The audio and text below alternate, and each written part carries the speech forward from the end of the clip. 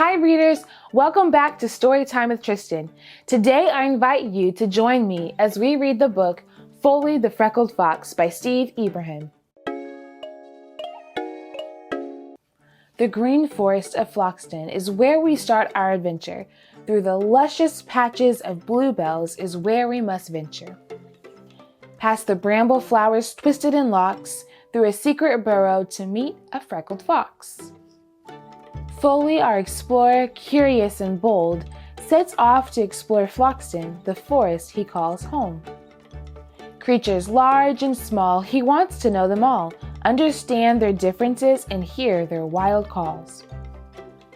As Foley frolicked through the grass so green, he stumbled upon a field of frogs, something he had never seen. The frogs filled the field in an array of colors, unique and distinct from one another. Some were green and some were blue, some were red and lavender too. Their colors seemed to stretch for miles, instantly mesmerizing Foley's eyes. Thrilled and curious, he began to approach, startling the frogs with his loud hello. Gleaming with excitement, the frogs began to glow. Their colors filled the sky like a twinkling rainbow. Stunned at this amazing scene, he had to know how they created this glorious glow. An old yellow frog with a friendly smile answered, "We are all different but similar inside. It's not our colors that make us shine bright, but our friendship that gives us true light." Overcome with delight, Foley asked, "How do I shine this bright?" The old frog replied, "Acceptance and understanding will make you a beacon of light." Foley smiled, bidding the frogs farewell as he made his way into the forest's green shell. As Foley made his way through the forest, he encountered an owl who scowled at him with a look that was foul. The owl said, "I have seen you wandering through the forest with a smile so wide. Meeting animals I really despise. I wish I were alone in this forest at times, far away from these animals who live their lives like everything is a wonderful surprise." Foley replied, "Life isn't meant to be alone. This great forest is where we all call home. We are all different but similar inside. It's these truths that make the forest shine." The owl hooted and screeched, "I see the forest as an ugly beast." Foley shook his head and politely stated, "I hope you see the beauty of a forest we all created." Foley continued to explore far and wide, past the woodpeckers carving the oak trees inside, past the speedy brown hare with his black-tipped ears running through the herd of a scampering red deer. The forest seemed alive and vibrant with joy in the air. All were happy except for one brown bear. Foley approached the bear, careful not to make her mad. Foley asked, "Are you okay? You seem quite sad."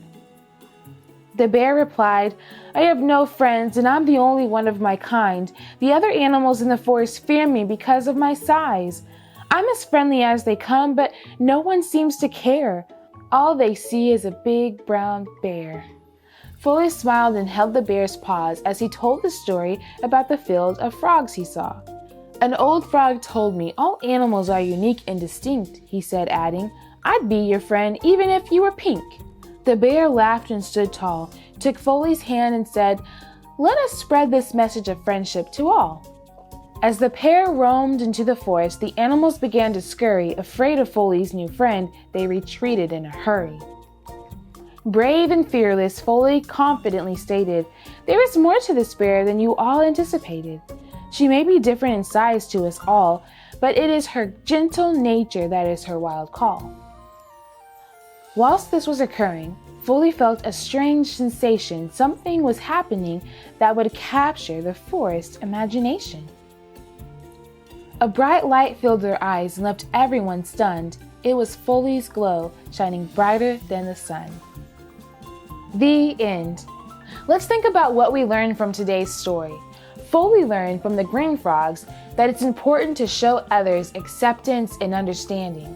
As Foley continued his journey, he practiced that acceptance and understanding with the animals that he met. In doing so, he helped some of the animals see that even though they look different, they are all equally special.